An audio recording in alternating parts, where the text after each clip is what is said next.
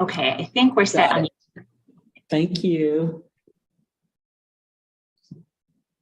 Okay, so I'm going to go back here and introduce myself.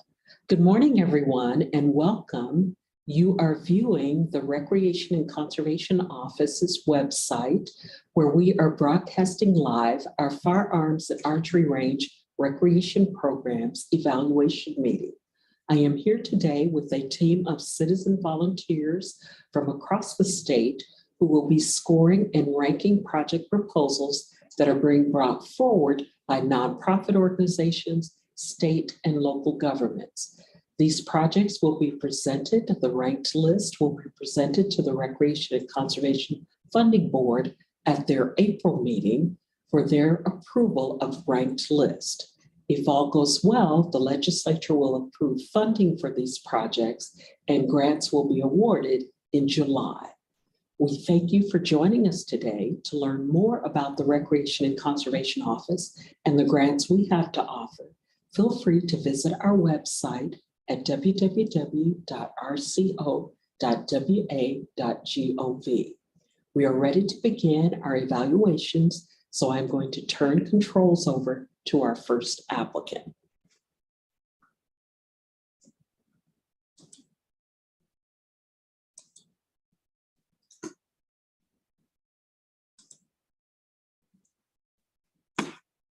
So Rudy, if you will turn your mic back on and double click and make sure you have control, I think we are ready to go.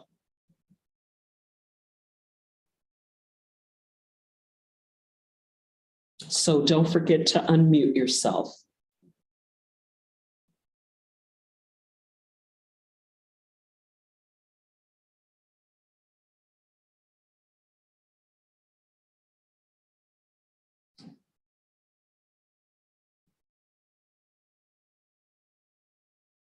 And Rudy, you might want to just use your back arrows to go backwards.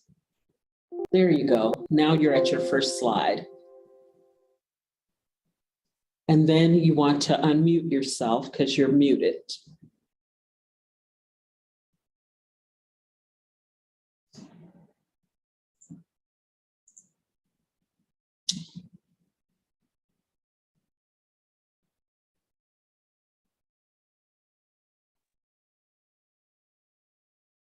All right, how did that go? Can you hear me now? I can hear you. So okay, yeah, for some reason the unmute was disappeared from my screen when you put the presentation up. So I think I'm ready to go if you want to put that back. So if you have control of the mouse, so can you click on the red line? So there we go. Well, so go down one. Okay, oops. You got to go a little slower. Okay. So click forward one, so it goes to the next slide. Okay, now can you put your mouse on? Yes. Click it. And just give it a moment. There you go. There we go. Okay. I think we're ready to go.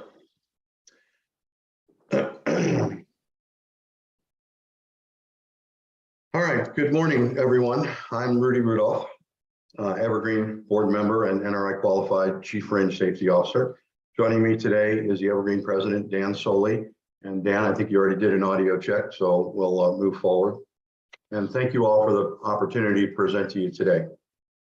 Our grant project team has 5 well-qualified contributors.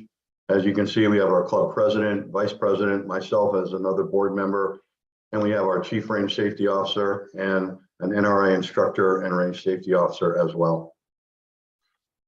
The Evergreen Sportsman's Club is a public 297-acre multi-discipline sports shooting facility. Our grant request is for improvements to our rifle pistol range.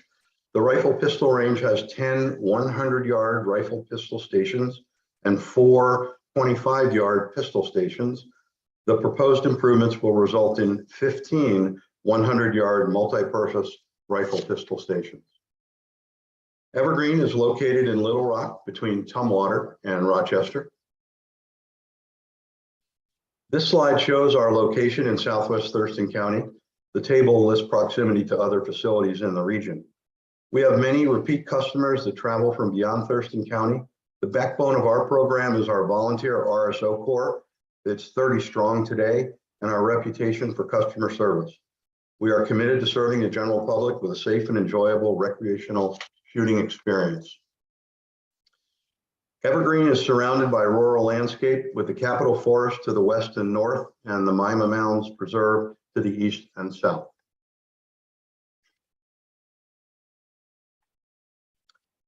Our needs, as stated in the grant application, follow. Need 1.1 range safety, relocation and enhancement of our left side safety berm for projectile containment, relocation and enhancement of our right side safety berm, and removal of the dividing wall between the rifle pistol stations and the pistol station.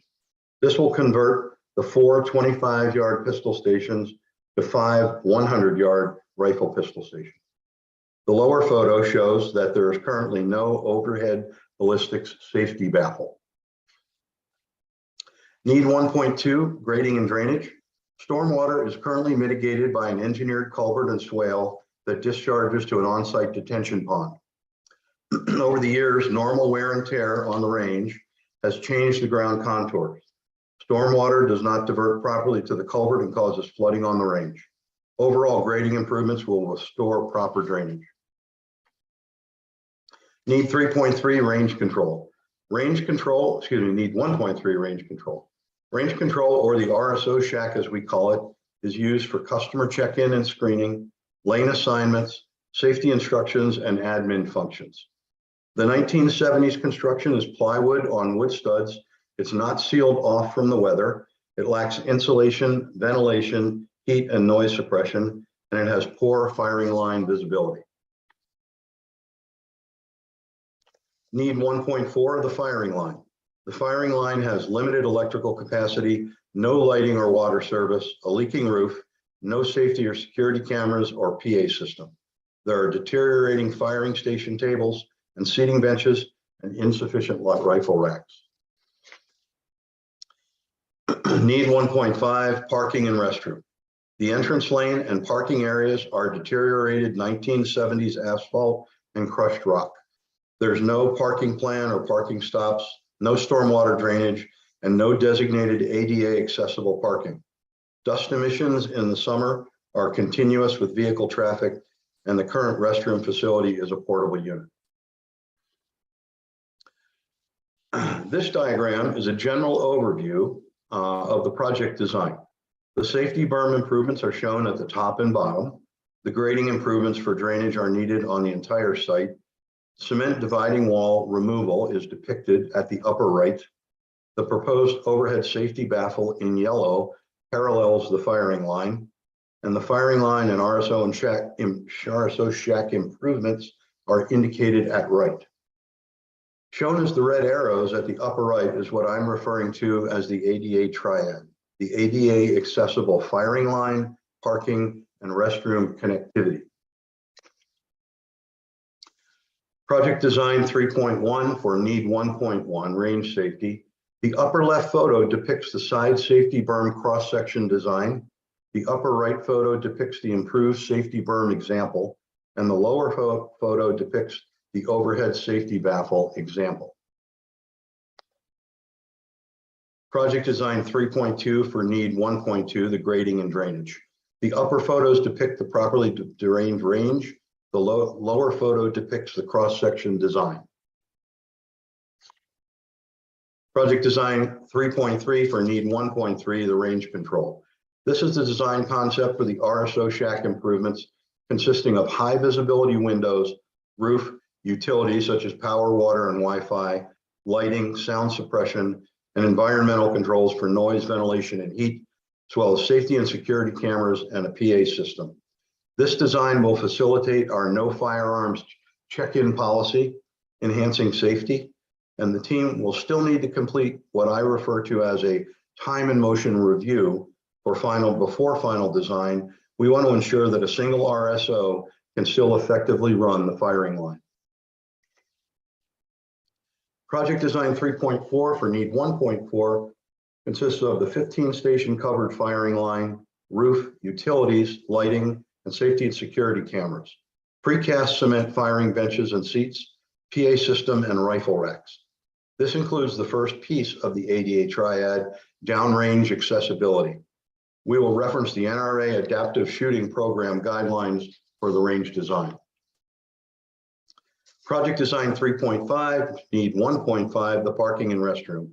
Parking improvements consist of 18 to 20 spaces, parking stops, crushed rock with chip seal or tackifier, and drainage.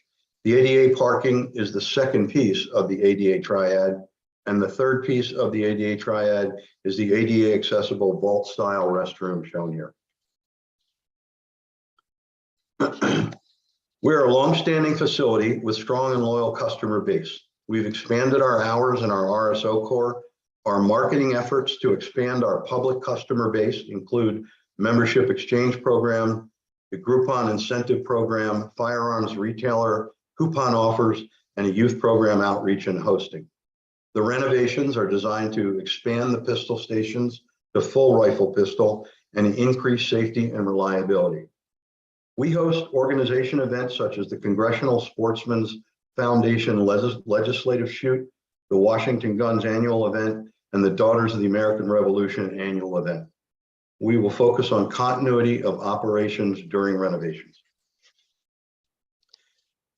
Health and safety. Evergreen has a good relationship with our rural neighbors. Capitol Forest is to the west and north, as stated. Mima Mounds Preserve is to the east and south. There's low noise impact and full projectile containment. Sorry, I missed that slide. Health and safety 6.2. The public health and safety is served by projectile containment from berm relocation and enhancements and firing line improvements and the overhead safety baffle. Customer health and safety is served by the dividing wall removal for greater visibility, the grading and drainage improvements for operational accessibility and summer dust control, and the ADA triad. Volunteer health and safety is served by the RSO shack and firing line, visibility, and lighting improvements. The ADA triad I've been speaking to results in accessibility and connectivity of the parking, the restroom facility, and the firing line. Project scope and budget development is based on professional experience, team discussions and collaboration, as well as product research, online and telephone discussions. Dan Soley, our president at the club, is a design and project manager for the Capital Development Company with 24 years experience in capital development. He's also a Lacey Washington PD advisory panel. I'm the operations director at the Port of Olympia with 30 years experience in public work projects and federal and state grant experience. RCO funding request is $150,000, and our second Evergreen board action of November 22 has reaffirmed the $150,000 funding match. For mandated uses, the range is open to general public for rifle, pistols, and shotguns. While we offer reduced daily rates with club membership, our customer base is weighted more to the general public or non-members. We host training for basic orientations, hunter safety, NRA courses, law enforcement, military service members, and commercial contractors. We have also hosted special group events such as memorial shoots, birthdays, and gender reveal parties. Public access. So as indicated, we adjust our hours seasonally. This is based on daylight availability and customer data. We're open to the general public. We accept both online and telephone reservations, and walk-ups are accepted. As you can see, COVID affected our operations and attendance, but our numbers are rebounding. Need satisfaction. Project completion will meet the needs established in section 1. Single photos on the left here depict the need. The photos on the right show how it will be met for the range safety, grading and drainage, range control, the firing line, and the parking and restroom. That concludes our presentation. Thank you for the opportunity to present to you, and we will attempt to answer any questions.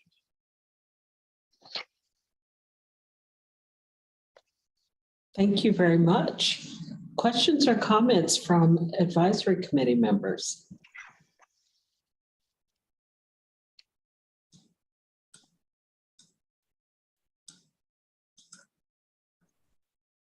Marguerite? Yes, go right Okay. ahead.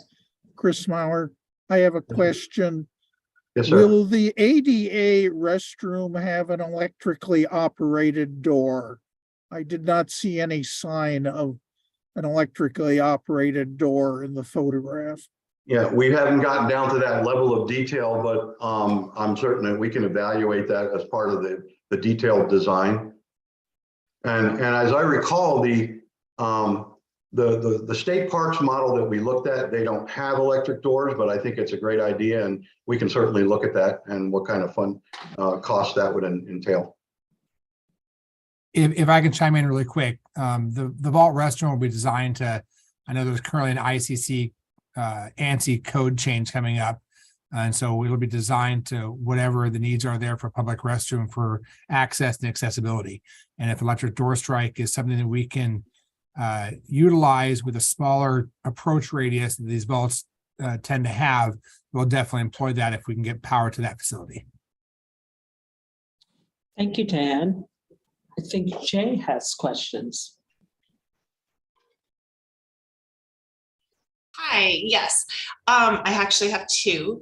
My first question is, was your budget developed using estimates, or was it used with real quotes from contractors? No, it was not actual cost. It was estimates, but there were also some conversations with vendors, but no actual specific quotes yet.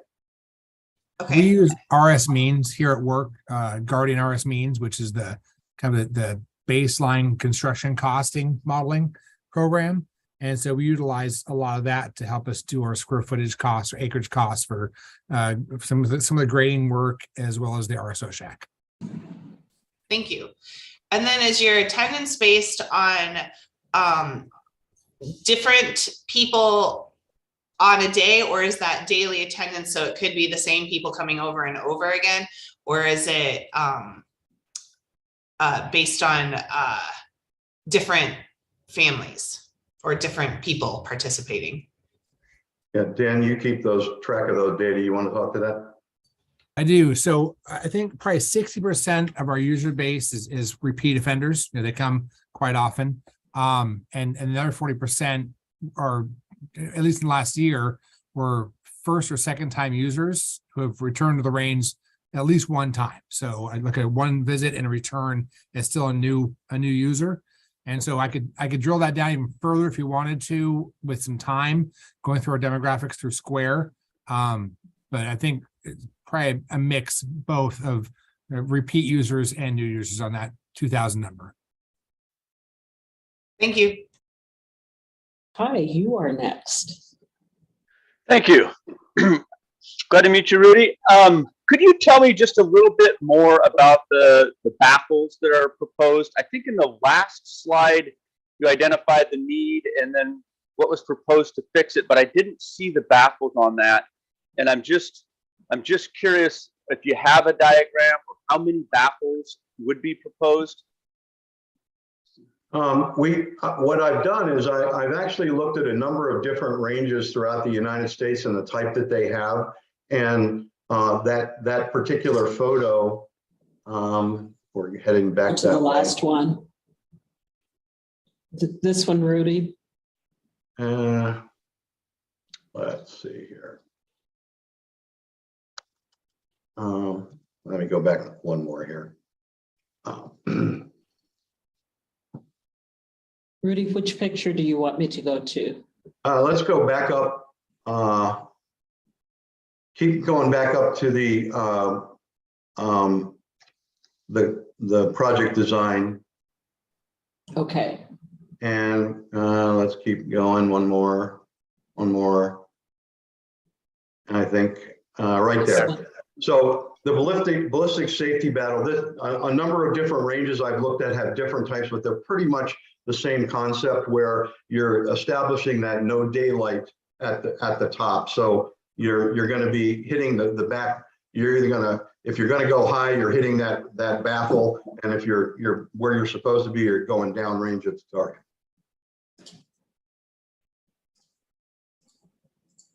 Any other Okay, questions? so Yeah, I'm just, if you guys evaluated how many of those constructed baffles in your Could you design? could you say that again, please? Have you guys evaluated or identified how many of those baffles are necessary for the 100-yard range No. blue sky effect? Okay. No, not yet. Dan, if you wanted to talk to that. I do. So when we regrade the range, then that's going to, change, I think, the overall height of where a firing line is. And with some of that grading material, we'll probably end up restacking that 100-yard berm to kind of just refill it in a little bit, which will probably naturally make it a little bit taller. And once that's done, I think then we'll probably shoot some grade out there and see how far out that baffle system needs to be and at what height to be able to properly protect the top of that berm. Okay. Does your funding estimate just right now assume maybe 3 or 4 baffles or 2 or just wondering about that? Yeah, I don't think we really have drilled down that far to see. And obviously, if we can get by and satisfactorily meet the safety requirement with just 2, then great, and it saves some cost. And but we'll do whatever the design calls for.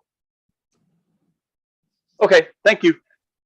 Thank you. Jay, your hand was still up. I didn't know if you had another question or just needed to lower your hand.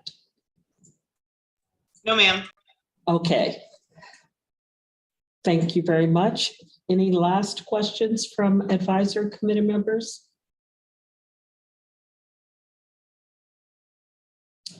Hearing none. Thank you, Rudy, and thank you, Dan. And hopefully we'll be able to share the results of your ranking with you next week. So thank you very much. Thanks.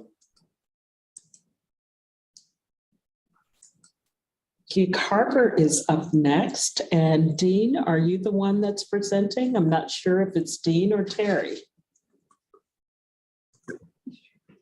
Hi, my name is Rich Sulam. I am the vice president of the club. I'll start off the presentation and Dean will take over most of it. Okay, so Dean, am I turning over the mouse to you? Yes, just turn it over. I believe you, this is Dean Freitas. Yes, if you could turn over the mouse to it's my computer that we're using. Okay. And then Dean, are you guys going to share your video? I didn't know if you had camera access there. Yeah, how about that? There we go. There we go. Okay, so I have just now turned over the mouse controls to you. So what I'm going to ask you to do, Dean, if you'll just double click to make sure you have control, and then maybe use your arrow key to see, can you go forward? Okay, and now go backwards. You use your Arrow keys, right? Yeah, not the mouse, the arrow. Right. Go up here. Watch this. No, that's not. Watch. Oh, I think you need to hit escape to get out of that. Okay, now use your arrow to go back.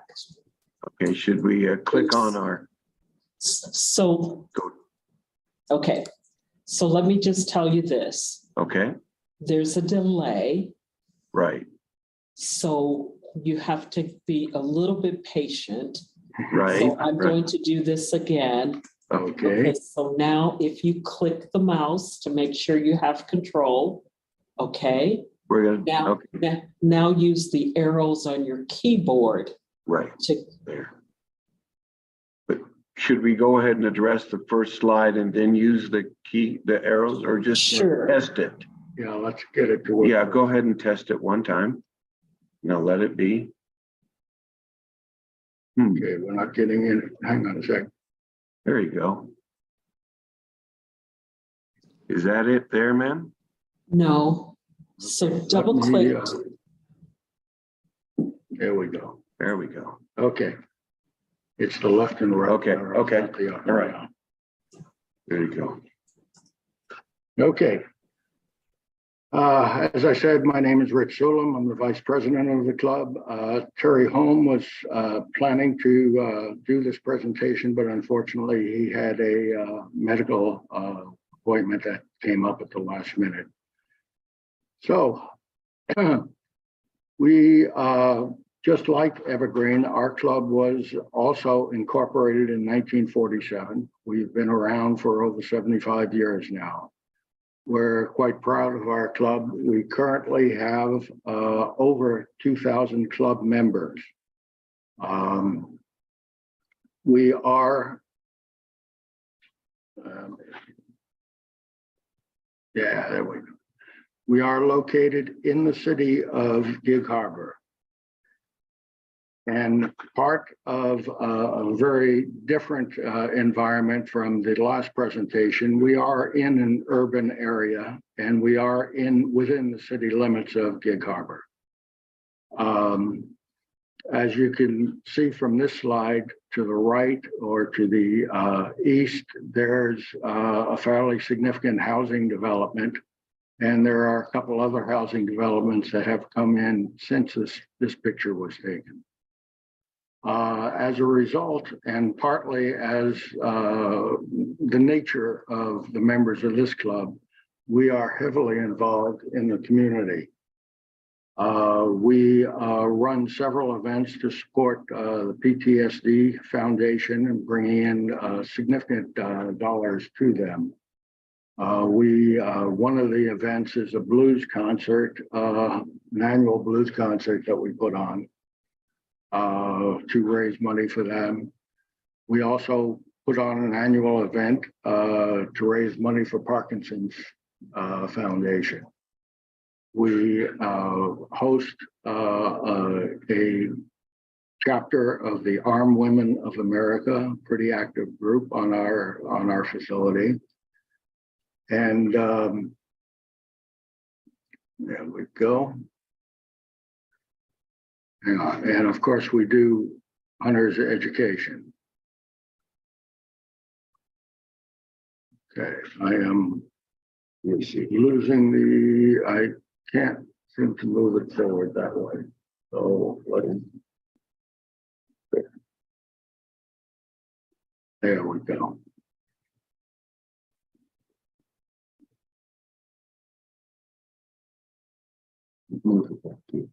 What's that? You have to move there to do that.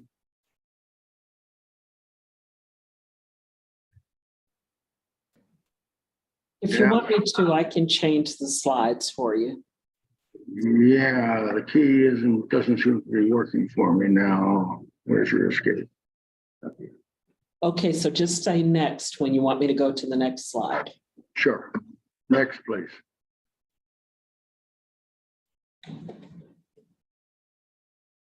There we go. Okay, as you can see, we have an archery program, which is a fairly new program for us. It started out mostly as a way to provide an activity for children in the community, but has developed tremendously over the past year or so. We now have Olympic style targets and Olympic distances. We are planning to move ahead with 3D targets so hunters can wander around the fields shooting at targets. We have our trap range, which is composed of 7 trap fields. We host several events, competitions every year, and that has continued to be one of the major focuses of our club. Yeah, would you advance the next slide, please?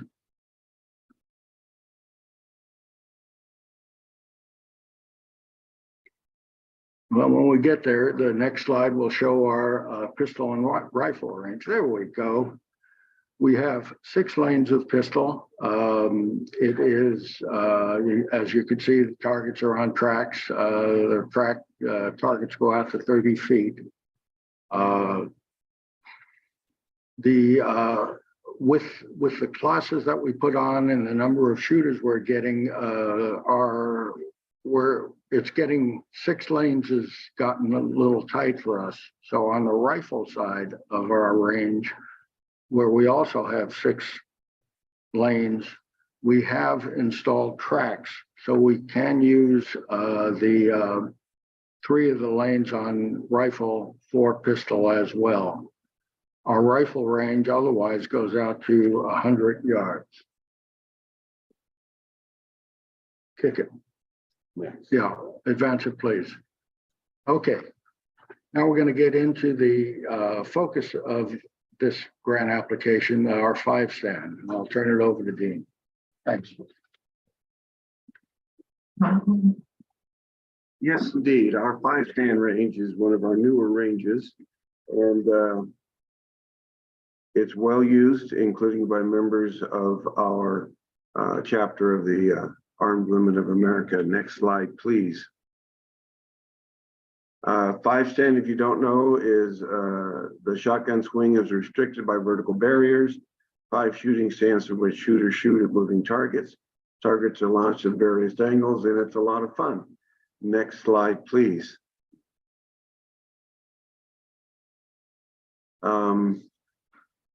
Our grant asks for upgrades to purchase much needed and more modern target launcher controllers. In addition, we're asking for assistance in purchasing 2 new target launchers to replace 2 very old and unreliable target launchers. We also plan to renovate the 5 stand range by moving one of the launchers from under our trap shot curtain to in front of the curtain to make lead shot removal and recycling much more efficient. Additionally, we are asking for assistance to renovate our 5 stand building by relocating the position of the target launcher to a different part of the 2nd story. Next slide, please.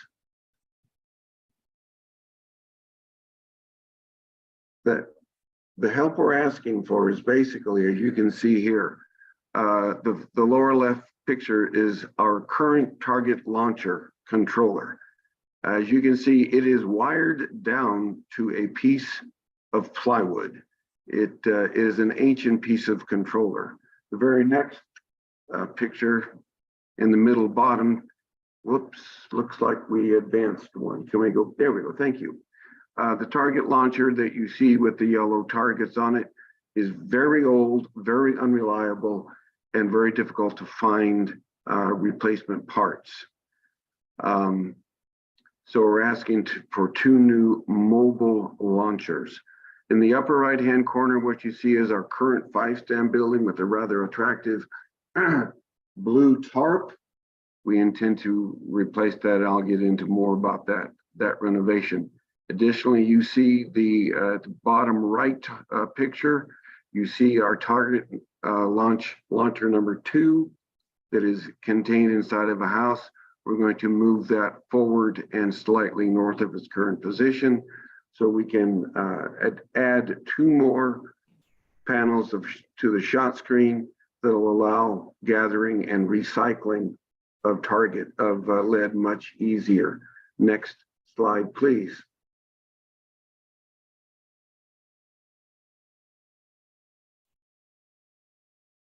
Alrighty, like I said, what you see there is a very old target launcher on the left. You can also see the conduit that has hardwire controls coming out of it. It is difficult to operate. It is difficult to repair. If it needs repair, the repair parts are virtually unobtainable. Right now, the old target launcher uses hardwire connectivity to can you go back 1 slide? Thank you.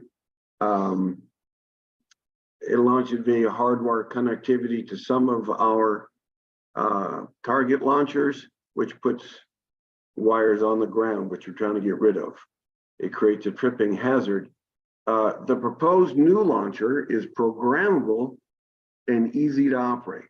It launches targets using remote control technology, and the new proposed launchers will replace old launchers, will enable our entire 5 stand range to be operated remotely. Next slide, please. Okay. Let's see. As you can see, the two launchers on the left, one is in a building on the ground, and the second target from the left is inside of the 5-stand target building. They're old, they're unreliable, they're hardwire operated, and very difficult to repair. The new launchers will be similar to the launchers that you see on the far right, that examples of ones we already have. Those can be remote operated, but are currently hardwire operated, and we're looking to change that for reliability and for safety purposes. Next slide, please.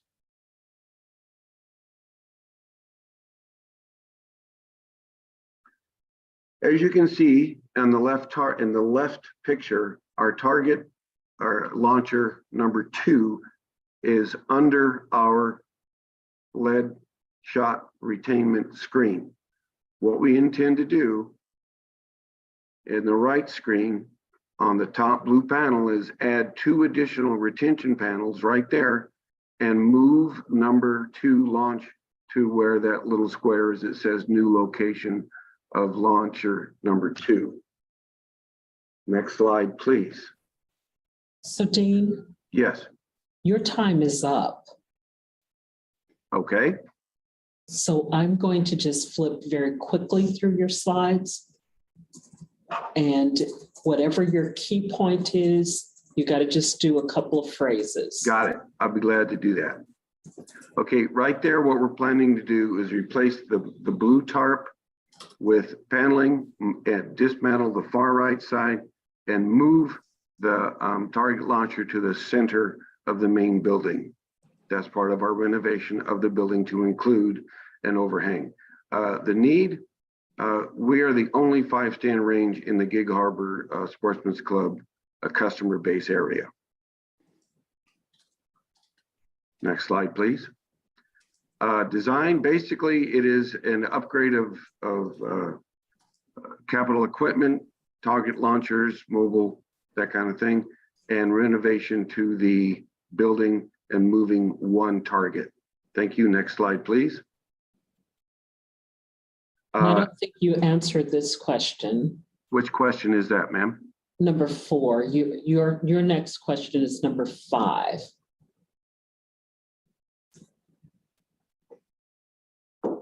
Will the project effectively expand or renovate the existing facility? Yes, Yes. it will. It'll basically renovate our 5-stand building. Let me see. Okay, health and safety. Basically, what's going to happen is that we're going to eliminate our hardwire launch controller wires on the ground, and the building will be made safer by totally enclosing it and making it better weather sealed. Thank you. Next slide. Budget development was based on going online, checking prices, and developed by our committee chair people. Next slide, please. Mandated uses. We rent our range to law enforcement. We do hunter safety classes. We raise funds for veterans for PTSD. We do pistol training classes. We work with the Armed Women of America, the Gig Harbor chapter. We help people to practice with their concealed carry permits. All the things that are listed under mandated uses, Gig Harbor Sportsman's Club fulfills. Next slide, please.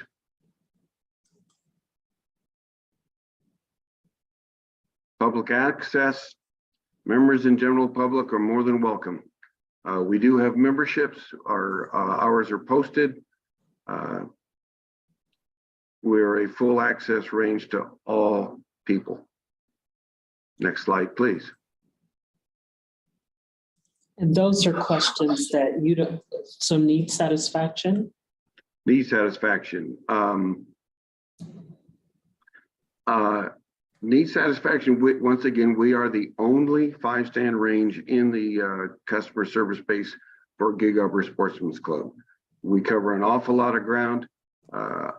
We're looking to upgrade our 5-stand so that we can better serve our customer base. Simple as that. Need satisfaction. How well does it satisfy the need? Like I said, we're the only one. We do have a very successful grant management team. Terry Holm, president, Rich Solon, vice president, John Chaney is our construction committee person, and yours truly have all worked on RCO grants before successfully.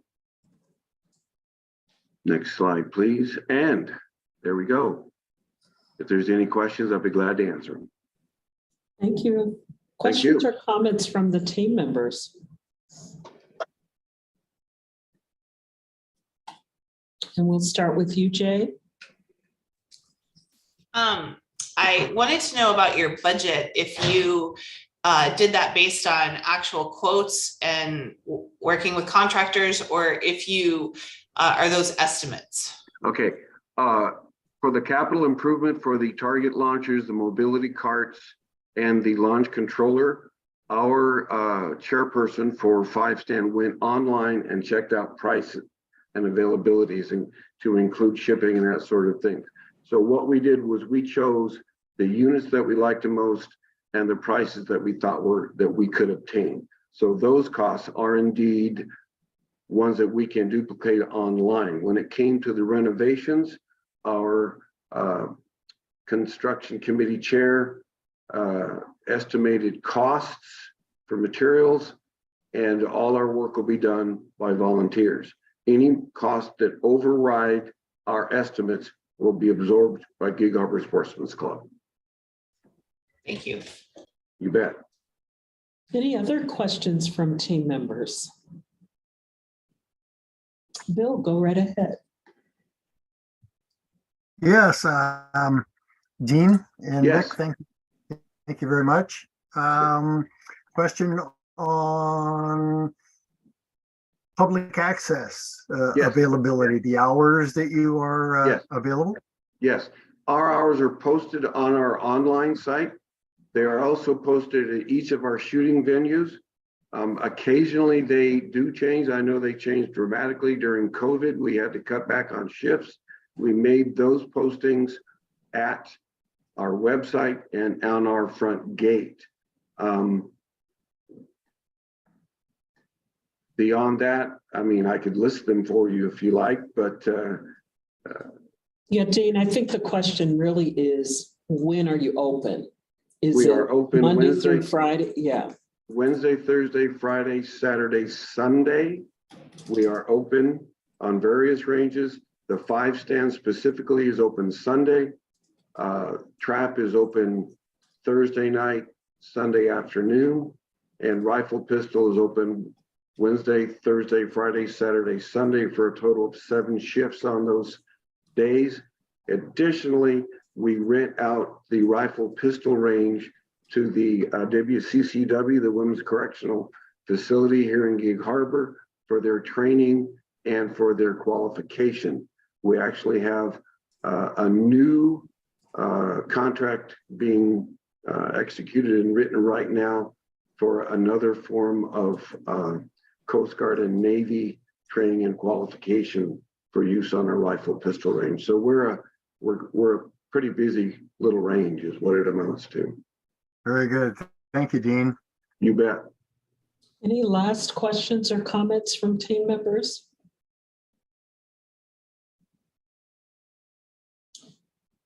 Well, thank you, Dean. Thank both you. of you for coming and presenting. You bet. And hopefully we'll be able to share the results with you next week. Thank you so much for your help. All right. Okay. Bye-bye. Team members, why don't you take a few minutes to just have a real break? Don't forget to mute yourselves, and you may turn your cameras off. And we should be back here in about 10 minutes. So 10 till 11.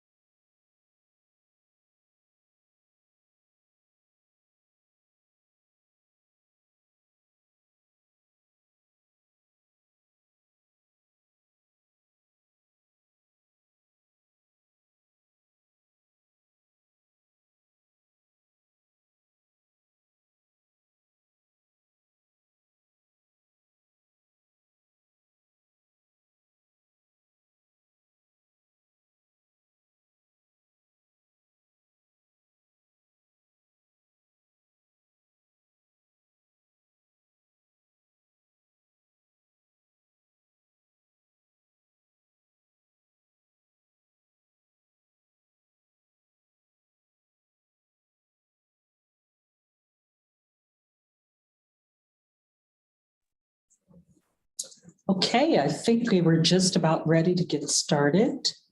I want to check and see if Gig Harbor is in, pardon me, if Bremerton is in the house.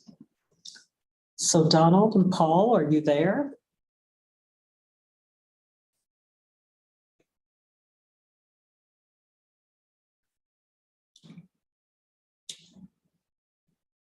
Paul, are you the one that's presenting?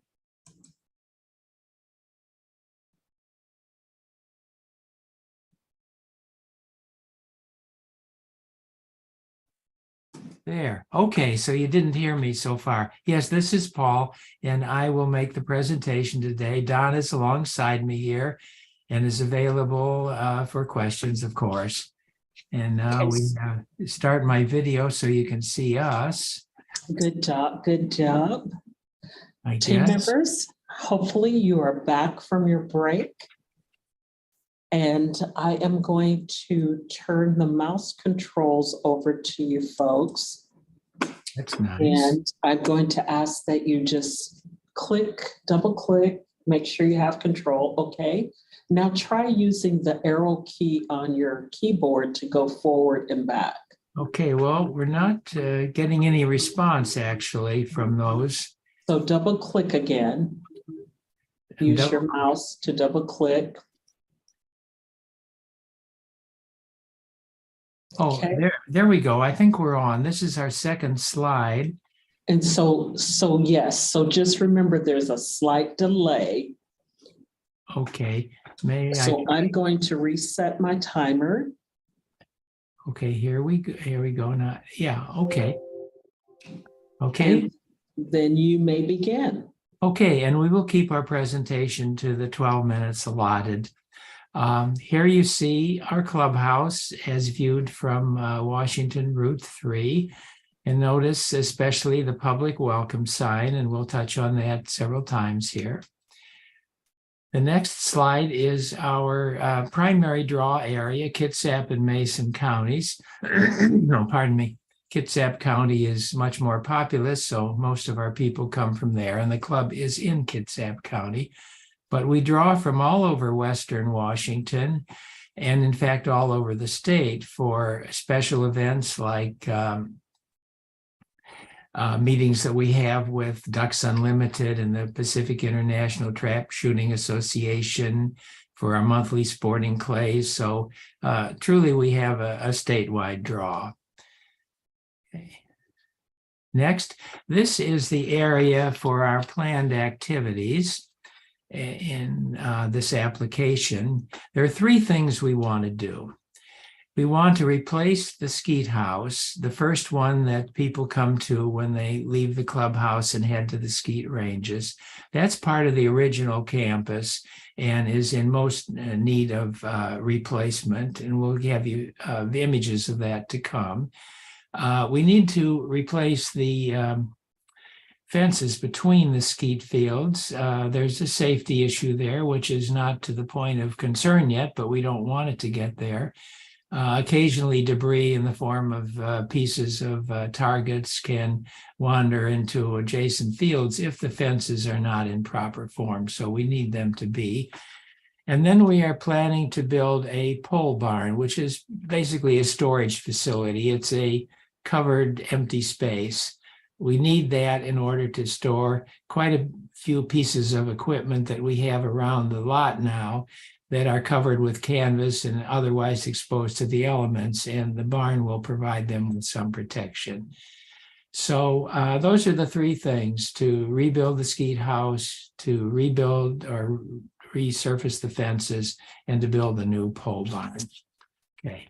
So we go to the next slide. Address evaluation criterion number 1, which is need, and in consistency with the mandate of the manual number 11, we see this as the need of the community and the citizenry for a quality outdoor recreation facilities such as ours. And we say that we meet this need because the club has been in existence since 1939. We're in our 84th year, and there's a continuing demand for our services.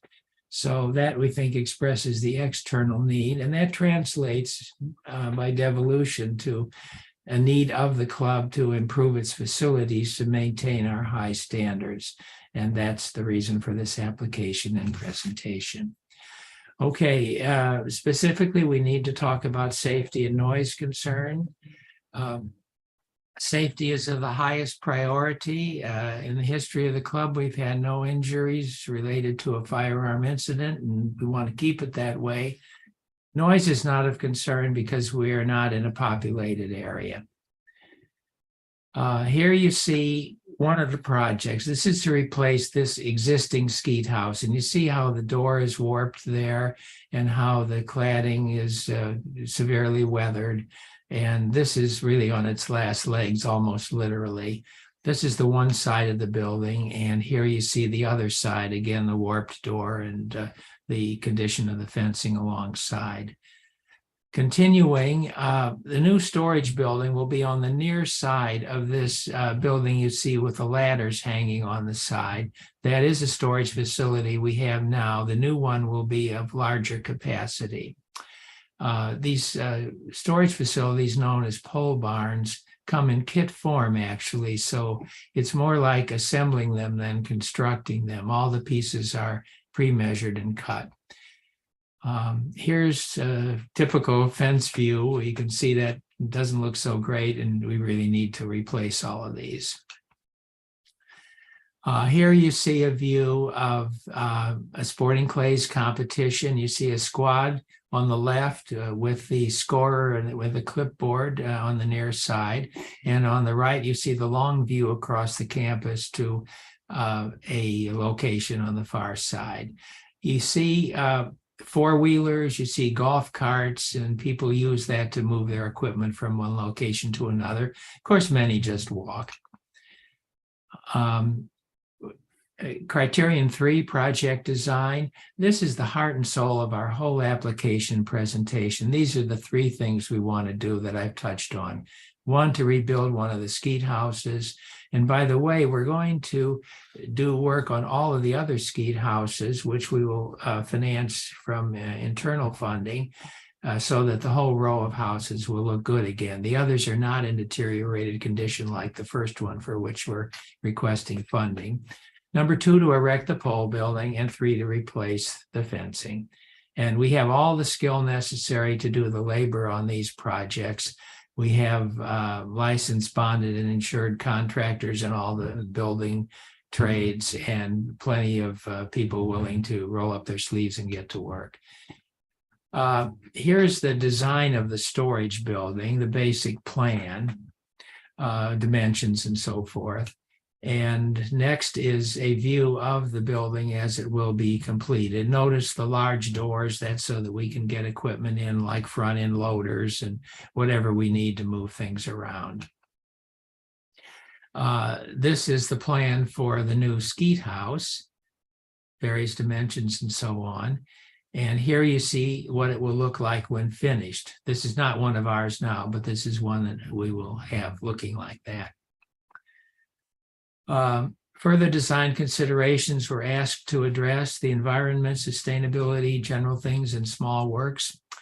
On the environment, the club is open to members and visitors. Soil erosion is negligible because we're on flat ground. Water drainage does not affect any domestic water supply, and lead is removed and recycled periodically. Management and the board of directors are committed to sustaining the facilities. In general, the contemplated projects will not interfere in any way with the ordinary operation of the club. And if anything comes up ancillary to what we're doing, we will address those with the same enthusiasm we do the primary projects. We're in full compliance with the Americans with Disabilities Act, and here's an example of it for our parking spaces. And we do have maybe a bit more percentage of our members with disabilities because we have a lot of veterans. And we want to make sure that our facilities are fully accommodating to them. Persons in wheelchairs, for example, can shoot from the firing line. They're just as safe as everybody else. They just shoot from a seated position. Number 5, criterion renovation. 2 of the 3 projects, as I have stated, are to renew things, rebuild the original skeet house and replace the fencing. The third one, of course, is the storage building. Okay, 6, I went ahead too fast here, double punched. Health and safety, the indoor and air quality are both good.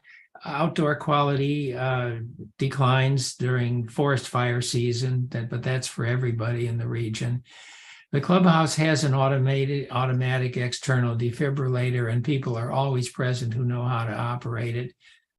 Range safety officers qualified by the National Rifle Association are on duty at all times. The ranges are active. And Kitsap County performs an annual fire inspection of the clubhouse and all the premises and outbuildings. Okay, number 7, here's our budget. You see the total estimate is $140,000, of which we are asking the state for half, and we will supply our own volunteer work for supervision and labor for the other half. These are not estimates grabbed out of thin air. They're based on estimates of licensed, bonded, and insured contractors. And we have uploaded those estimates in our application. It's our attachments package. Okay, mandated uses. All project facilities are available to members and guests. Club is available to all those interested in shotgun sports. We offer free membership to active duty military to show our support. Club conducts hunter safety classes as required for license issue. And what I really want to emphasize, the club provides a safe, friendly, family-oriented recreational facility all may enjoy. Number 9, public access. Once again, all members of the public are welcome to join and come as guests of other members. The hours of operation are 9 in the morning to noon on Thursday, Friday evening and Sunday all day, and those hours vary slightly by season. Number 10, and I want to just take a little time to emphasize each of these 3. The successful completion of the projects of this application will provide these benefits to our membership and the community it serves. The first, a safe, friendly, family-oriented outdoor recreational facility available to all. An active participation sport venue contrasting with passive entertainment. People are outdoors, they're enjoying their skills. And thirdly, a way forward for all to improve skill levels and personal confidence. So we consider that really an important part of what our mission is to the public. And there you have it, ladies and gentlemen. That's what it is. That's our presentation for today. We hope you enjoyed it. Thank you very much. Questions or comments from the team?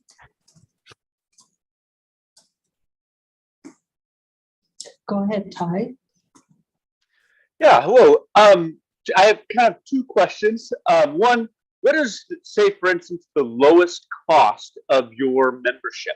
As I understand it, you do require membership for access to the club facilities. The lowest cost is, of course, free for active military. It's $50 a year for seniors, and I think it's 60. Is that right, Don? 60 for regular members. Okay. We are a not-for-profit organization. You know, we're organized under this section 501c7 as a social organization with the Internal Revenue Service. So we keep all of our prices in line with cost and just pass them along as we do that. Okay, one final question, just for clarification. The proposed pole barn, what kind of equipment are you storing in it? And 2, that's in addition to the existing storage building you have, right? It's not replacement. Correct. I'm going to ask Don to answer that, Ty. Okay. The existing building right now will be turned into a maintenance facility, and the new pole barn or storage facility will house 34 of our sporting clays machines, along with several trap machines that we have on the facility. Right now, we don't have room in the small building. That building that you saw where we were storing things is about 12 by maybe 15. And it's just not enough to bring in all of the machines in the wintertime. So that's why we have the drive-through doors in the new pole barn or the storage facility. That way, when we bring these sporting clays machines in, we can bring them right in through the facility, drop them off, and drive out the other end.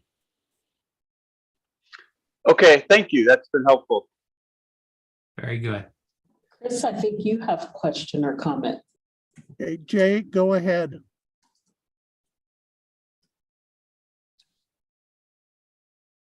Hello. My question is, what are your hours of operation? The hours of operation are, in the summertime, we have a Wednesday evening shooting, and we're from 5 until dark, which is normally about 9:30. Thursday, we're open from 9 until noon, and Sunday, we're open from 9 until 4 o'clock, weather permitting, of course, on all of these. Chris, did you ask your question?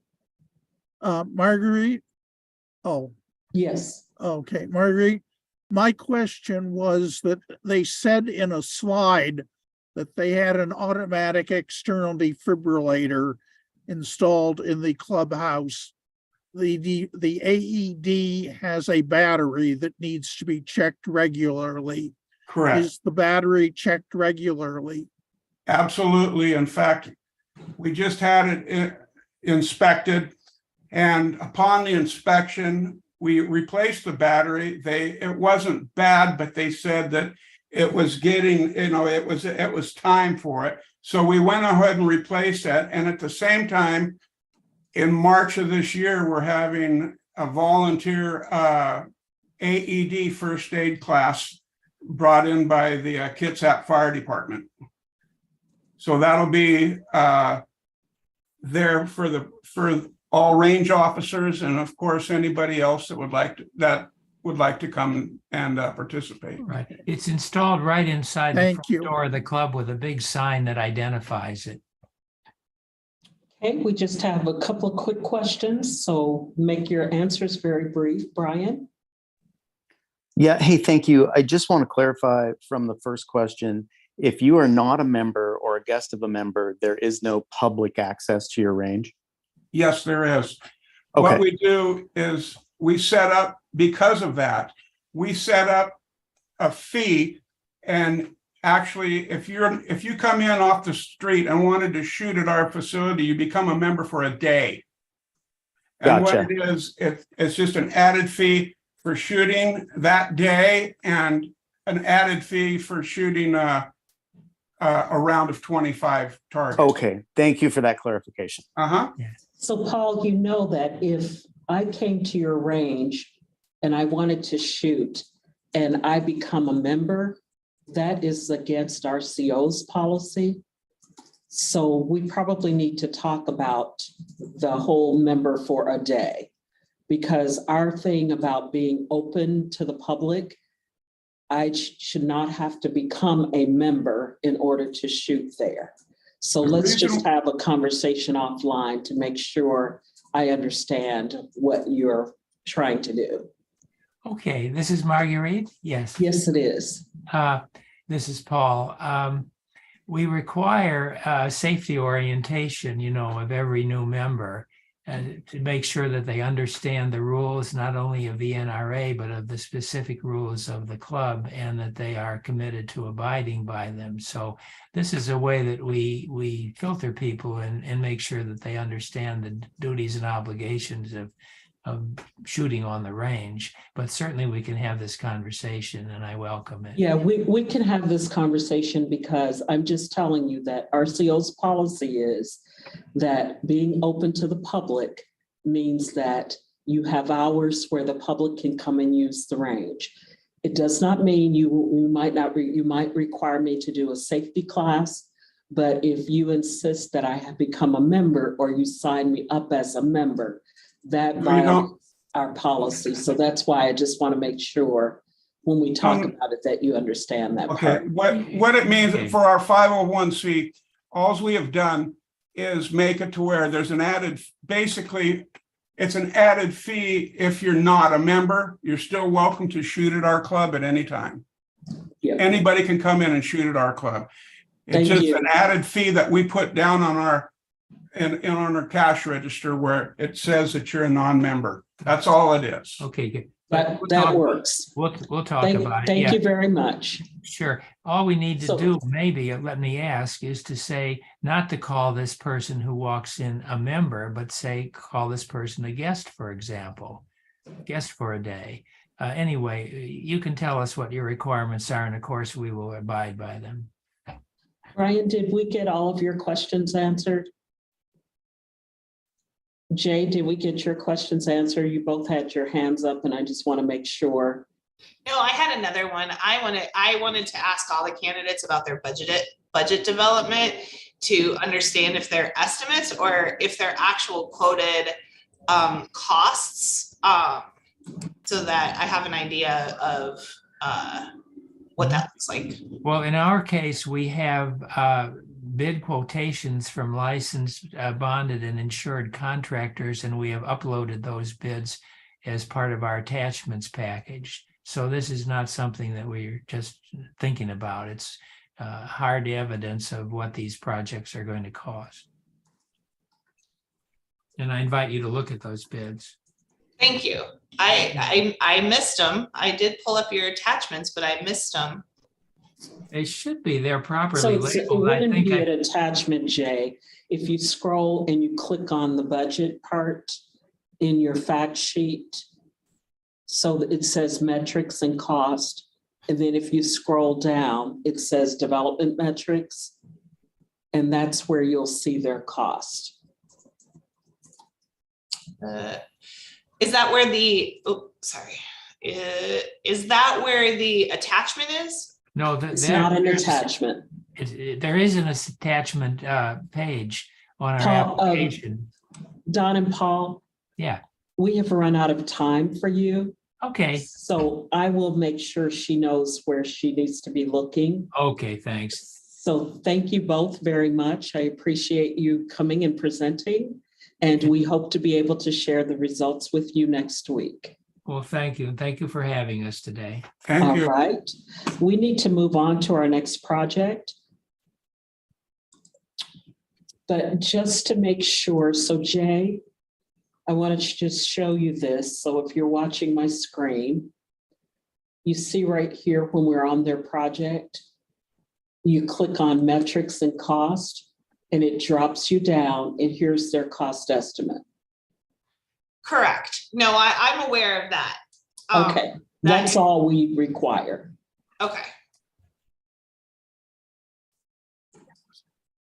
Okay, we're going to move on to our next project. I'm going to minimize this.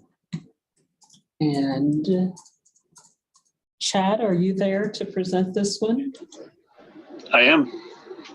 Awesome. So I'm going to turn controls over to you. And why don't you double click and make sure you have control. And my apologies to everybody for being late, but thank you for your patience. No problem. Okay, so Chad, my clock is all set. So are you able to move back and forth? Awesome. You may begin. Good. All right. Good morning. My name is Chad Edson, and I'm the manager of the Columbia Basin Wildlife Area for the Washington Department of Fish and Wildlife. I'm the sponsor of the Lake Lenoir Target Shooting Range proposal. Thank you for your time and the opportunity to share this project. The proposed site is in Grant County, about 5 miles north of the town of Soap Lake. The site was recently owned by Washington State Parks and was managed by volunteers as a target shooting range. State Parks donated the land to WDFW and we took ownership in April of this year.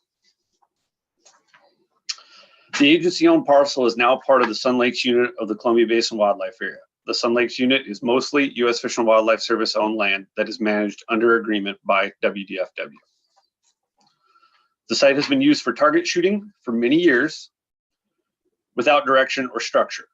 As a result, users are often firing in all directions, shooting inappropriate items such as propane tanks and tannerite, and are generally leaving a large amount of debris behind. Safety, noise, and fire danger are all significant concerns at this location. There have been several wildfire starts here in the last 5 years. About half of the use of this property are from Grant County and likely coming from Moses Lake, Ephrata, Soap Lake, and Coulee City. About 10% of the users come from Benton County and about a third are coming from Western Washington. There are no substantial public land target shooting opportunities within a 30-mile radius of this area. Much of the land ownership in this area is Bureau of Reclamation, who does not allow target shooting unless on a developed range, of which there are none in the area. State lands rarely provide natural and safe backstops, and opportunities are very limited. So project design, the site occurs along Highway 17 and is very accessible to users. The image shows the view from Highway 17 and the approximate location of the parking and firing line, the berms, and a seasonal gong which staff will remove during periods of fire risk. This range will ensure that the direction of shooting and backstops maximize safety and reduce potential sound impacts and fire risk to nearby residents to the south. Long and short range rifle and pistol opportunities will be provided. The area will be managed with a fire break and fuel reduction methods such as mowing and cheatgrass control to ensure any fire starts can be quickly extinguished. The shooting lanes are flat and gentle slopes, and a public vault toilet exists at another access area within a mile along Highway 17. So impact on surrounding property. The nearest residences are 2/3 of a mile away, and the direction of fire will be away from those residences. There's an excellent backstop afforded by the steep canyon walls of the Coulee corridor. The site will be located just off Highway 17, making it very easy to watch for enforcement officers to maintain a watchful eye. So expansion renovation, this project is a new development of an existing shooting site, and there will likely be more phases to follow. After development, use will be monitored to determine the need for additional amenities and expansion of the current opportunities. Health and safety. So developing the site into a formal range and prohibiting vehicle access to the rock pit is expected to greatly reduce dumping and shooting debris issues, which pose a safety hazard. Additionally, closing the short road segment will ensure that vehicles are restricted to safe areas that are free of vegetation. The site has a history of wildfire starts, and evidence suggests these fires were a result of people driving into secluded areas and shooting propane tanks and tannerite. Signs will be posted downrange to buffer around the impact zone to notify the public of hazards, but fortunately, the area behind the backstop receives minimal public use. WDFW has had the site assessed by Metals Treatment and Technologies, MT2, for broad level recommendations, which will be considered during the design, development, and implementation based on lead and hazardous materials. And lastly, WDFW coordinates with local fire protection districts on an annual basis for fire suppression in the area. Management of the site will be coordinated with the local FPD during this meeting. Budget development. Our budget covers administration, architecture, engineering, permitting, cultural resources, site preparation, range development, parking development, amenities, and signs and kiosks. The cultural resource survey work has already been completed, so we're really expecting a pretty simple consultation process. And the site already has the topography needed to make a good range, and so it's going to require minimal earthwork aside from the berm development. WDFW's engineers have developed several shooting ranges recently and has developed a cost estimate using the bid data from those projects. So mandated uses, the site will serve pistol, black powder, and rifle users. All users types will be able to use the site concurrently. We will evaluate use post-development to determine whether additional phases should be added in the future to meet changing or unforeseen needs. Because the site has an annual rainfall of around 7 inches, most of which falls during the winter and spring when shooting activity is low, all weather amenities such as overhead covers are not planned at this time. Enforcement typically trains 12 miles south of this location at the Boyd Mortehurst Memorial Range in Ephrata. Enforcement may use this site if they need to, but it will not be exclusively. Public access. This site would be open year-round during daylight hours. Exceptions to this would occur during high fire danger, which typically occurs during early July through September. If fire abatement measures allow for it, we will be able to maintain the site open during these high fire danger times, but perhaps using a morning-only restriction. We will make all efforts to ensure this range is open to the public as much as possible. And need satisfaction. 2/3 of the Columbia Basin Wildlife Area is lands that we manage for the Bureau of Reclamation under a contract. The Bureau of Reclamation does not allow dispersed target shooting. Historically, target shooting has not been enforced on Bureau of Reclamation lands due to lack of enforcement capacity. But recently, the Bureau has hired a BLM ranger who is enforcing target shooting restrictions on BOR lands.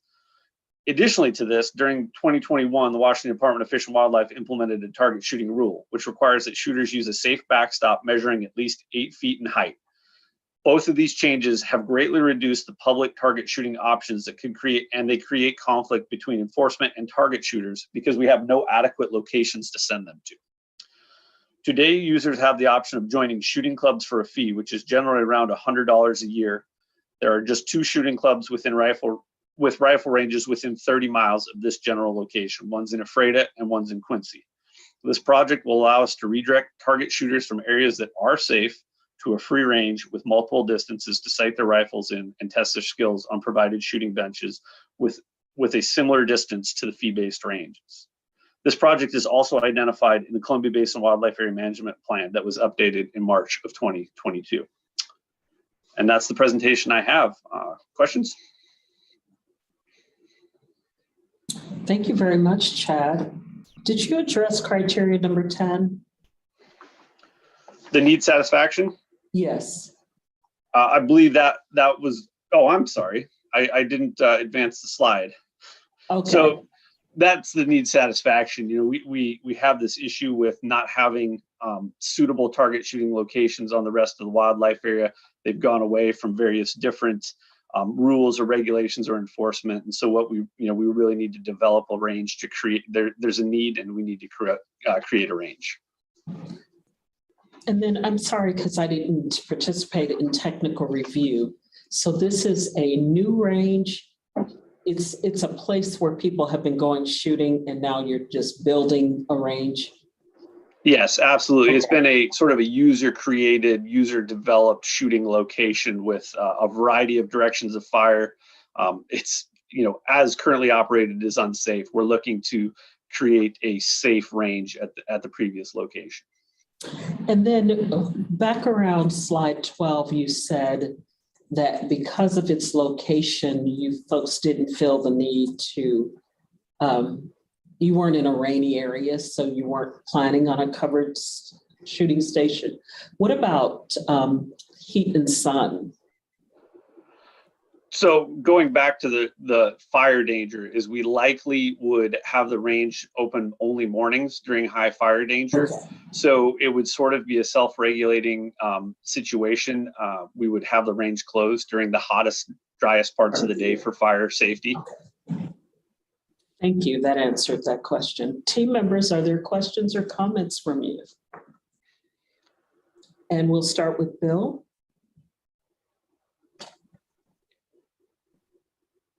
Yes, Dean, thank you very much. Community involvement. Do you have local volunteers committed towards routine maintenance on this project? So historically, that's how it was operated when it was under Washington State Parks Management. Is a local volunteer group clean the range. We would be looking more along the lines of with our staff keeping it. We certainly open to the idea, but we don't have volunteers lined up at this time. We have several groups that are interested. We got support from Pheasants Forever, Ducks Unlimited, the local NRA chapters. So I think that that's a strong possibility, but we don't have anybody currently lined up. Good. Okay, thank you. Chris, I think you're up next. Okay, Chad, I saw in your slide several trash containers. What sanitation facilities do you have? Or At the will this location? have? That in the development stage of that, we're likely going to have to create some sort of trash containers. WDFW doesn't generally do that, but I think at this location, it would be something to consider. We have a WCC crew that we pick up litter with frequently, but it's not something that we have specifically written into this plan. I'm looking for my slide. There it is. Yeah, because it says install firearms amenities, but it doesn't describe what the amenities are. That's the benches. Yeah, because I would expect that you might have difficulty encouraging women to use the range if there are no sanitary facilities. So are you speaking to a bathroom location? Because we have one of those right across the road and down the highway at a water access site already, which is one of the reasons why we were not looking to put one here, is we have that facility within close proximity already.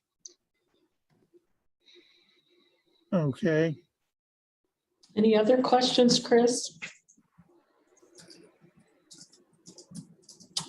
Hearing none, any team members with questions?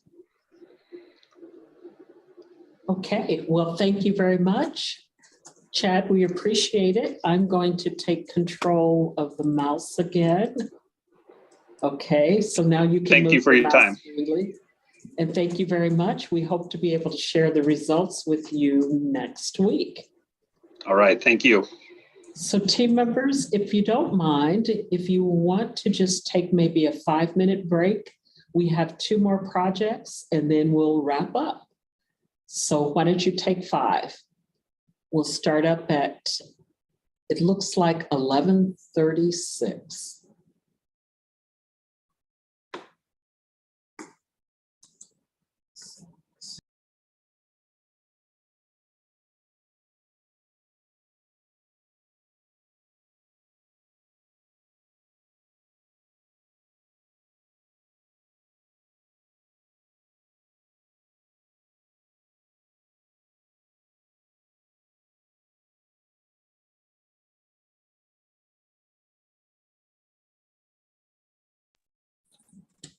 Melinda,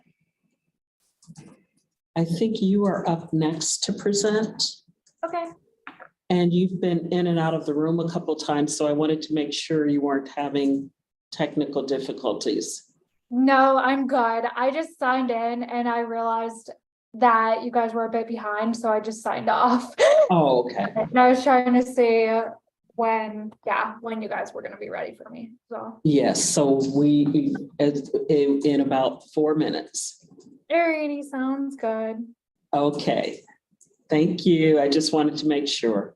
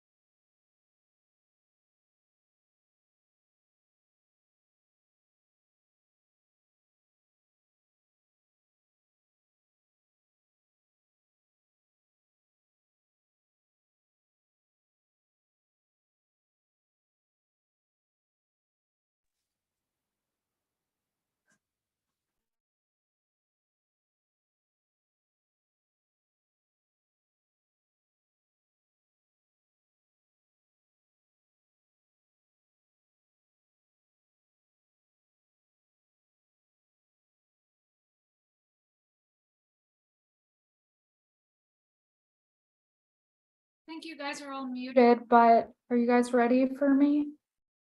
I'm sorry. I was talking to you. No worries. So I was asking you to double click to make sure you had control. Oh, okay, let me try to do that. See if I can. Now go use your arrow to go back.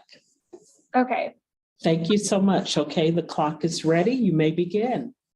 perfect. Good morning. My name is Melinda Hughes. I am the Weenass Wildlife Area Manager. With me today is John Hansen. He is a civil engineer and also with the Department of Fish and Wildlife. Today, I am proposing the development of a shooting range, including a rifle, pistol, and shotgun area. This grant is focused on the rifle and pistol phase development. Development of this range will provide a safe and organized shooting area and solve the current problems associated with this user-created shooting area and dispersed shooting here.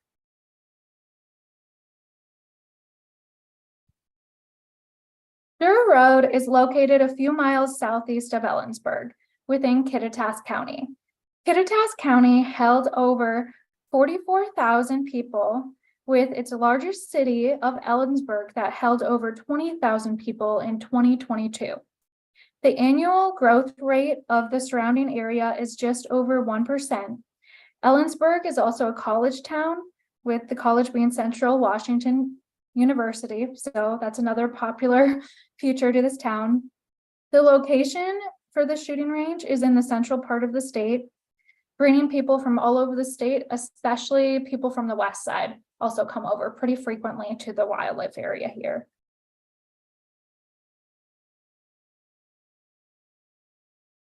The selected location for the Durr Road shooting range is within the Weenass Wildlife Area.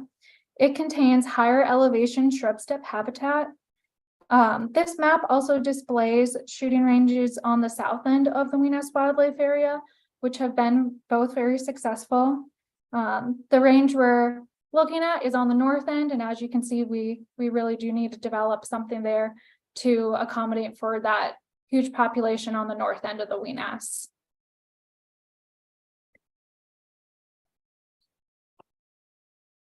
To start out, I'm going to list some of the current conditions of the site. Right now, only 1 to 2 groups can shoot at a time. There are no defined firing lanes or lines anywhere. There's a lack of berms for separation. There's a lack of any safe backstops at all. There's a lack of defined parking. It's just wide spots in the road.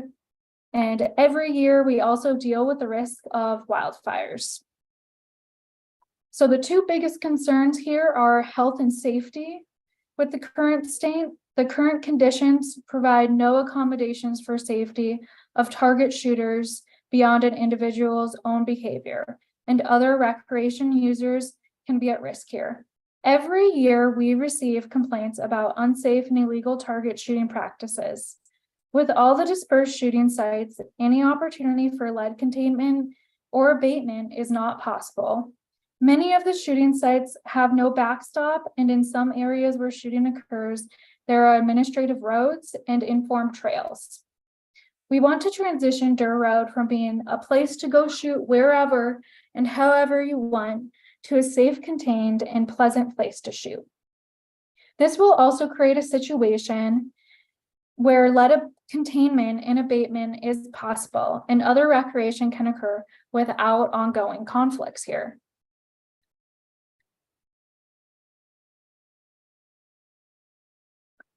The entire project includes a 100-yard rifle range, 25-yard pistol range, and shotgun range.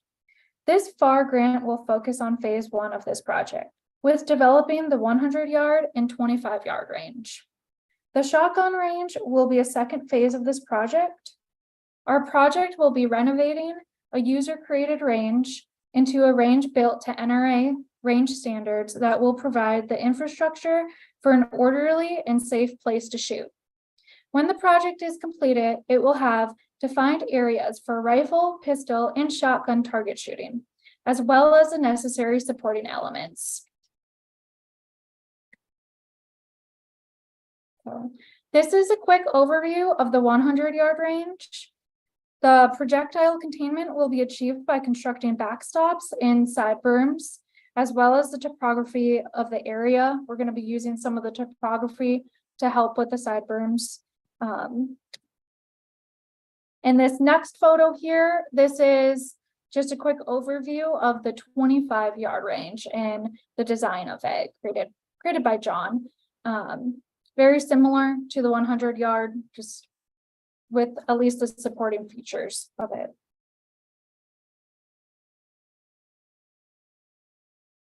So the Durr Road project, the concept for it was developed with input from the Weenass Wildlife Area Target Shooting Advisory Committee, which was made up of adjacent landowners and stakeholders throughout the community. It holds a similar concept to the Sheep Company shooting range developed on the south end of the Weenass Wildlife Area. And these photos are from my Sheep Company shooting range. The Sheep Company shooting range, it was a user-created range as well, and it held similar problems to what the Durr Road site currently is. And as you can see, what we developed there is working pretty well. So this range is very popular. It provides a safe and user-regulated place to shoot. Right now on the Sheep Company range, which will carry over to the development of the Durr Road range, volunteers and users provide much of the day-to-day maintenance with the wildlife area staff, taking care of bigger maintenance items. This range, the Sheep Company range, has had little to no vandalism or use of inappropriate targets since developed. It has a high level of use here, being so close to Yakima and Sela for this range, and that's between rifle, pistol, and shotgun enthusiasts. So we're hoping to carry over a similar concept to the north end of the wildlife area. We will renovate this user-created range and make it something that is much safer and more functional than current conditions. The photo displayed shows a quick overview of the requirements for a backstop for target shooting on fish and wildlife lands for safety purposes. The installation and management of backstops on the Durr Road range is going to be a really important feature here that I'm trying to get established.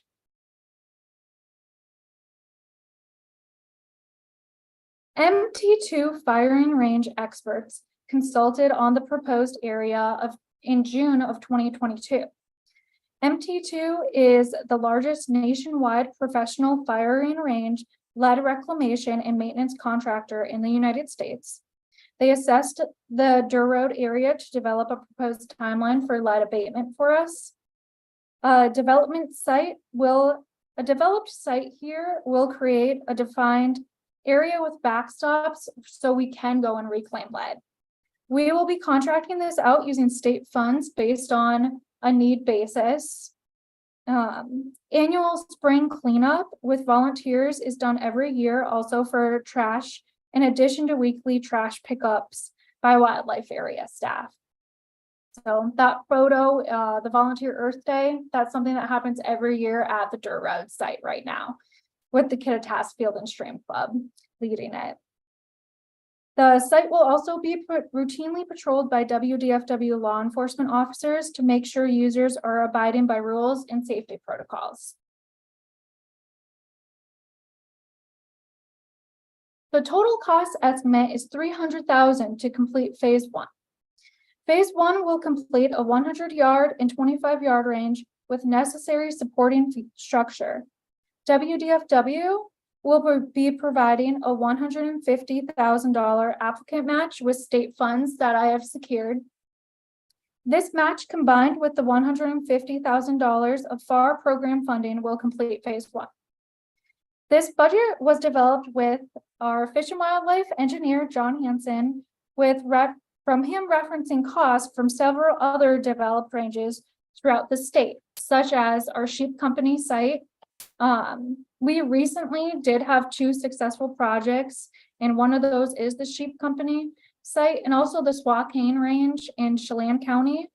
And that is something that John Hansen did work on, and he's going to be our same guy helping me out with this project here too. All permits for this project, including the cultural resource compliance, it's already complete. We're good to go. Ready to start construction once we get the funding. Phase 2 will be pursued as additional grants, agency funding, and state capital funds can be secured. This range would be available to all mandated uses. A Discover Pass or Vehicle Access Pass would be all that is needed to use the range. For group events with 30 or more people, a land use permit may also be needed. There would be no fee for that permit if it is a non-commercial event. Since this range will be on a state-owned wildlife area, the general public would have unlimited access as long as they have a Discover Pass or Vehicle Access Pass. Closure of the facility would only occur during periods of extreme fire danger. And to wrap it all up, this project was created with input from the Weenas Wildlife Area Target Shooting Advisory Committee, which was made up of several different user groups, adjacent landowners, and organizations throughout the local community. There is a strong support throughout the local community and from county commissioners for this project. Previous projects, such as the Spokane Range in Chelan County and Sheep Company Range in Yakima County, with oversight and design from John, have been very successful for addressing safety concerns with conflicts with different user groups, reducing the risk of wildfires, and decreasing litter from user-created sites. If funded, Dur Road can become a better place for target shooters, hunters, wildlife, and bird watchers, hikers, and other recreation activities. Thank you, guys. Do you have any questions for me? That's it. Thank you, Melinda. Questions or comments from team members? Melinda, if you'd let go of the mouse for a moment. Oh, how do I? Just don't touch it. Okay, it sounds good. Okay, now you can move your mouse around. We'll start with Bill and then Chris. Hi, Melinda. Thank you for the presentation. Great work being done out there. Question on the conflicts you briefly mentioned. Do you have current user recreation conflicts happening right now? The way it is being used right now? Yes, I'm gonna say yes. There are some trails, and they're pretty far out, but there are users making trails behind this shooting site, and by far out, I mean over 1,000 yards away. But that's one thing that, and even just beyond where people are shooting. So there's a bunch of user created sites that's not just in the footprint of where this designated site is. And that I would say would be the main conflict, actually, is just as you drive down Dur Road, there's all these other pull-offs people are making because they don't have a designated site to go. And that's where people are hiking behind them or, doing something else that sometimes they shouldn't even be doing. Mountain biking is a really big one too in other parts of this area. So I'm hoping if we develop this site that it's going to draw in people to go and use it versus continuing down this canyon and draw that we have. So there are some user created sites, and the Weenas is pretty popular with mountain biking, horseback riding, a lot of hiking, and mountain biking would be the other two uses throughout this site, and then hunting as well. Okay. But if we designate this site, then those users are going to know exactly where it is. And I'm hoping more people are going to use this site and allow the other users to use it adjacently, like on the north end of it, or just further down Dur Road. Good. Okay. Thank you. Yeah. And Chris, I think you have a question. And Chris, don't forget to unmute yourself. Chris, you need to unmute yourself.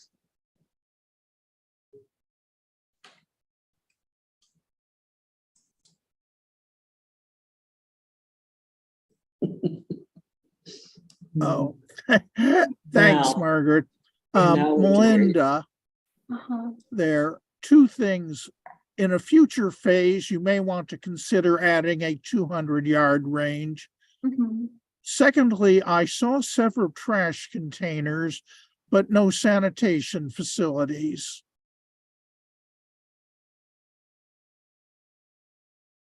Should Yeah, consider, Oh, go ahead. you should consider adding some sanitation facilities since there is nothing else in the area. Okay, no, those are great comments, and I think that would be kind of for a later phase, definitely. With both of them, especially I'm open to a 200-yard range. We would just have to plan it out and add that in. It would, yeah, need more money for both of those things, but definitely something that has been talked about within the community too, as for later potential for both sites. Or both Okay. objects of those, yeah. Thanks. Melinda, what are you guys using for your match? We are using capital funding that we received. Straight from the capital budget? I believe, yes. There. Okay. Feel free to add anything in, John, but yeah.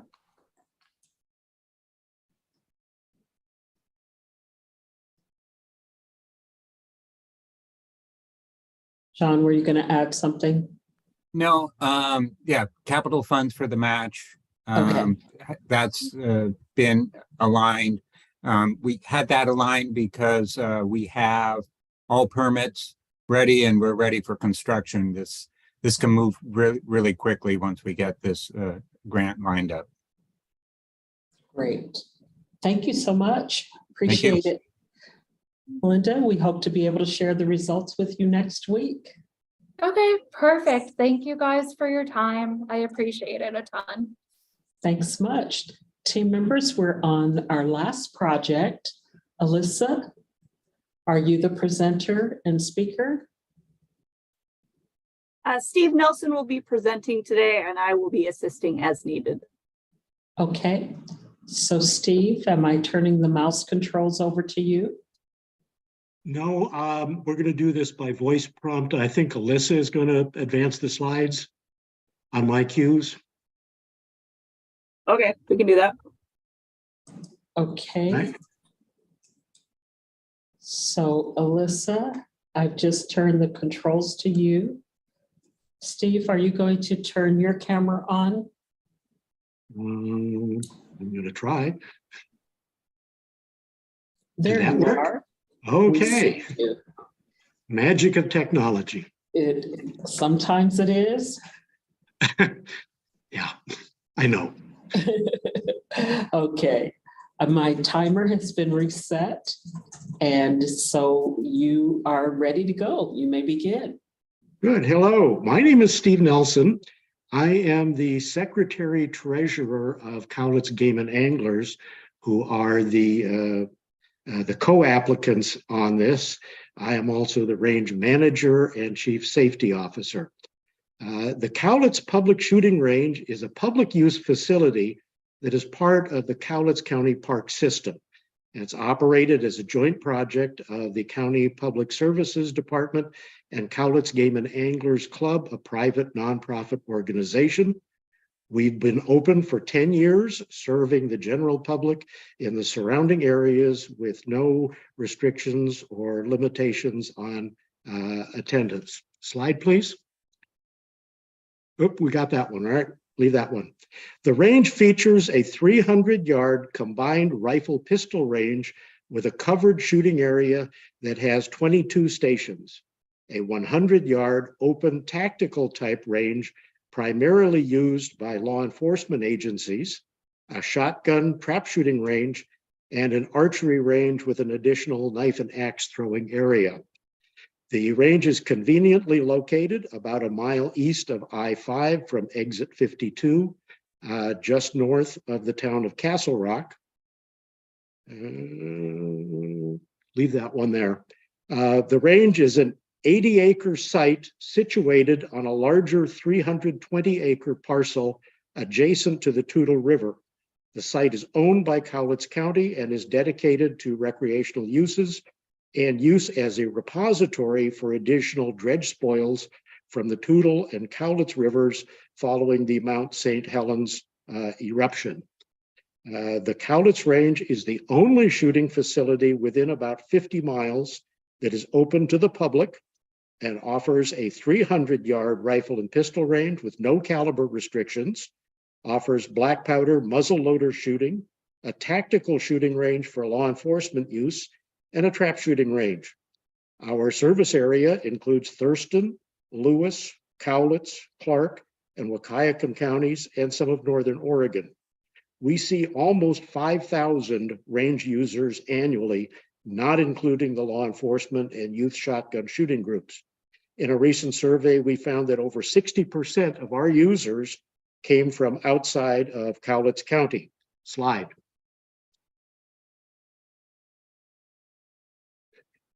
In order to meet our current and future needs for the trap range, we are adding 2 more trap houses and shooting pads for a total of 3 operating trap facilities. This will increase our capacity from 5 to 15 shooters at a time, which we need for the youth groups and competition matches, while continuing to be able to accommodate general public shotgun shooters. Slide.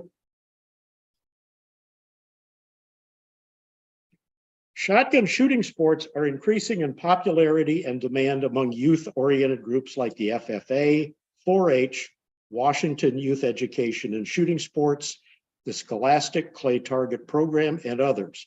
There are currently statewide youth competitions in Washington and also national events. With our expansion, we will be able to add and host local interscholastic events along with the more adult-oriented competition matches like we are doing now. Next slide.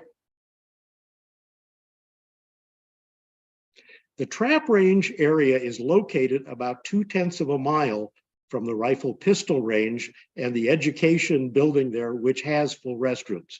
There is now just a porta potty at the trap range, and we need to build a regular restroom facility there, especially with the increased use we are seeing, particularly among a number of women shooters.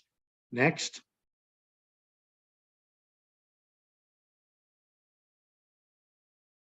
This is the parking area that is currently underdeveloped with the 2020 grant that we are expanding and paving the driveway and the parking area. So this is work in progress right now.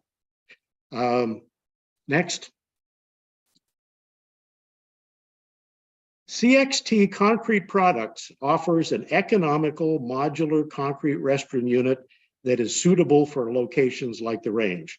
It is a durable, low-maintenance unit with 2 single-user ADA compliant restrooms that have flush toilets and running hot water sinks. It is insulated and heated for winter use, which we do need. We will also install a new septic system to serve the restrooms because the existing one is just too far away. Next.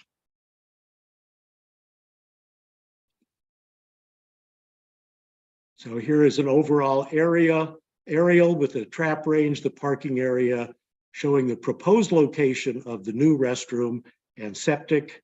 And then the training building there is where we have the current flush restrooms, but that's a pretty far piece from the trap range.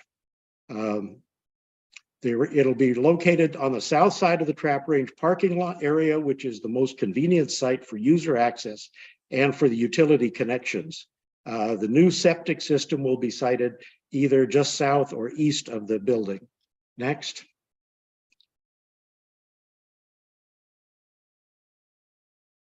Okay. Next. Okay, because shooting involves a lead exposure hazard, we need to have restrooms with running water to wash after shooting and restroom use. There is no safe level for lead exposure, particularly among younger people, because their brains are still developing.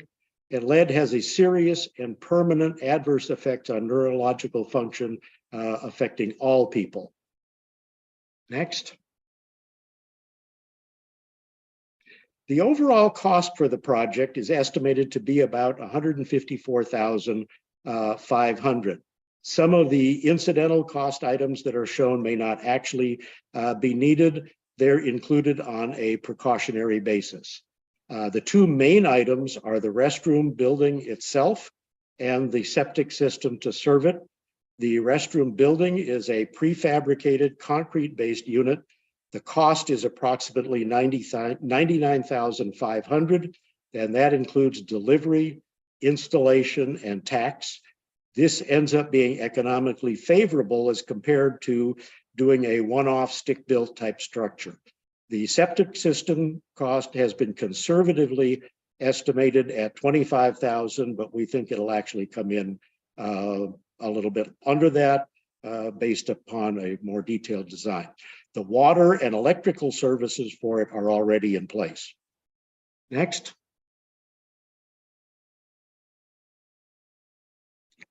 The Cowlitz Range serves the community in several different ways. We are one of the very few shooting ranges available to the general public that has no membership or other special requirements, just a moderate daily user fee.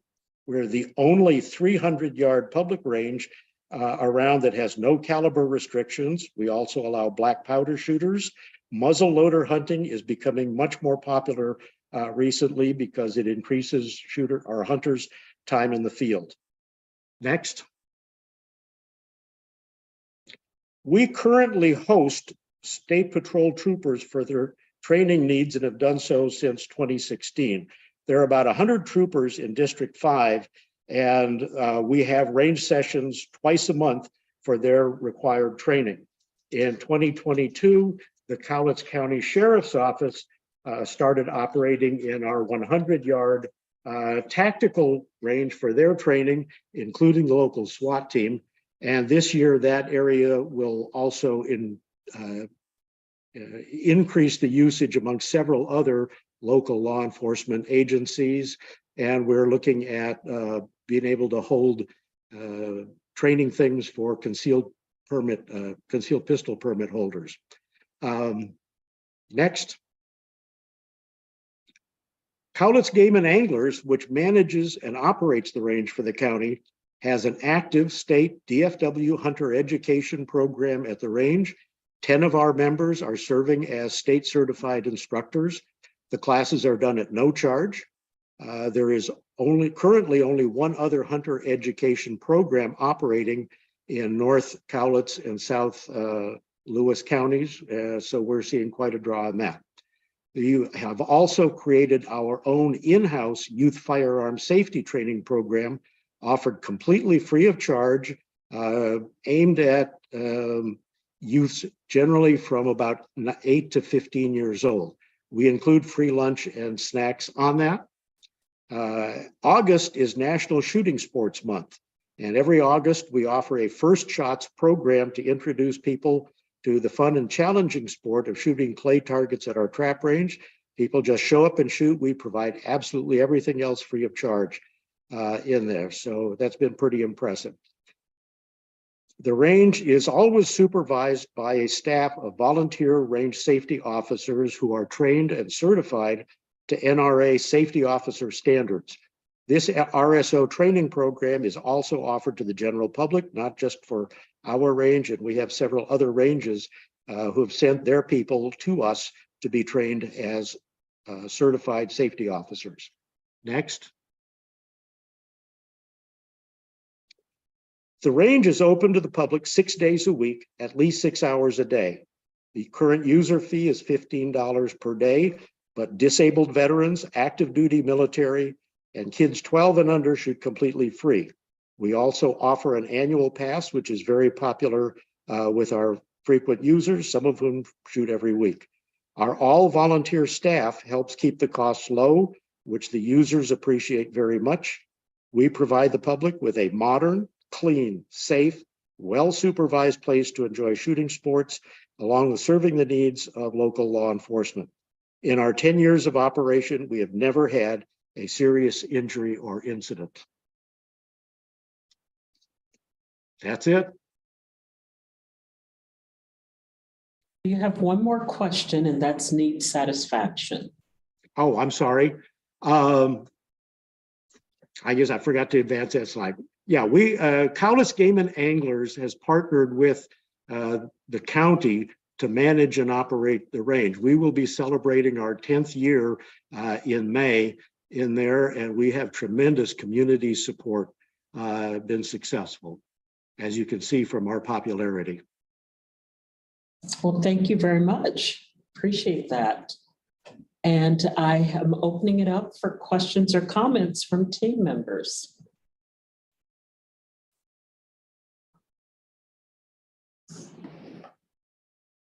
We'll start with you, Chris. Okay. Your diagram shows a well very close to the septic area. Is that well in use? Yes, that is the main water source. It is actually about 400 feet from the restroom, and that's why we're leaving the siting of the septic system open to either south or east, depending on that. Either location is available, and we may go over to the east to keep it further away from the well. But we are aware of that, and that's under consideration. Okay. Also, you refer to electrical work. What is the electrical work involved? Under the 2020 grant, we are extending electrical service from up by the training building down to the trap range. We have current electrical service down there that is sufficient for the trap facilities themselves, but not in there. So we are running a high voltage extension line down in a secondary transformer that will be near that red structure that you see next to where it says expanded parking. So that will terminate that and running a water line from the well down to that area as well. Okay, thanks. So that's where you see a lot of the where you saw the photo of the parking area and all that. Yeah, the driveway is dug up and all of that right now, putting in the conduit and all for that extension. Other questions or comments? And Stephen, if I'm understanding what you're saying is you have a phased project that is underway right now. And so you've included costs to further extend that electrical? Yes. Okay. That was part of support for expanding the trap range, that we determined that the existing service would cover the machines, but nothing else. And so we needed to expand the electrical service down to that area. Thank you. Other questions or comments? And Chris, hopefully that answered. Well, Stephen and Alyssa, thank you very much. We appreciate you joining us today, and we look forward to finishing things up so that we can share our scores with you next week. So thank you for your time. So team members, we have a guest, and we will invite our director to pop in for a moment. Hi, Megan. Hi, Marguerite. How are you? I'm good, thank you. I just wanted to hop on quickly and thank all of you for your time and for the work that you're doing on the evaluation committee. I know that you spent some time in November with the technical review and now half day with evaluation, and we really can't do our programs or run our programs as successfully as we do without your help. your expertise is really critical to making sure we get good projects funded and that the public dollars are invested in a good way. And I know it takes time and it's very much appreciated by all of us, and it really lends itself to a really transparent process. So in essence, the RCO can't do its work as well as it does without all of you. And I wanted to thank you for that and for your time. It's, I know it's probably, you might have other things to do as well. So we really appreciate that you choose to do this with us. So thank you very much. And I'm just going to invite the advisory committee members to pop their cameras on. So Megan, you can see the people that are actually doing this work today.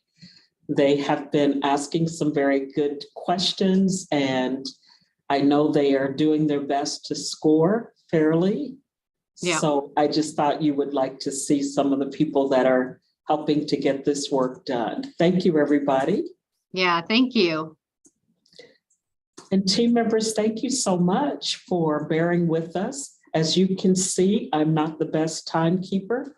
So next grant cycle, one of my team members will do this part of the job because they know I fail. So thank you all. Ty, did you have a question or comment? I just wanted to say thank you to the RCO staff. They make the process fairly simple. We're all kind of learning and adjusting to multiple party Zoom meetings with, extended formats and remote access control and all that kind of stuff. But the prep work that they do and getting these applications, pretty vetted before they come to us and everything is, they deserve quite a bit of credit in making our role as easy as possible. Well, thank you for that. So team members, hang tight for just a second. I'm going to sign us off. To those of you who have been watching, you have been watching the Firearms and Archery Range Recreation Programs Evaluation Meeting. This is Marguerite Austin from the Recreation and Conservation Office, and applicants have been presenting proposals to request grant funds.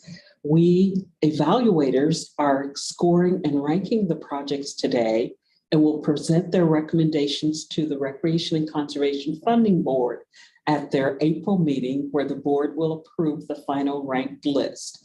If all goes well, the legislature will approve a capital budget and the board will award grants in June, and these projects can begin starting in July.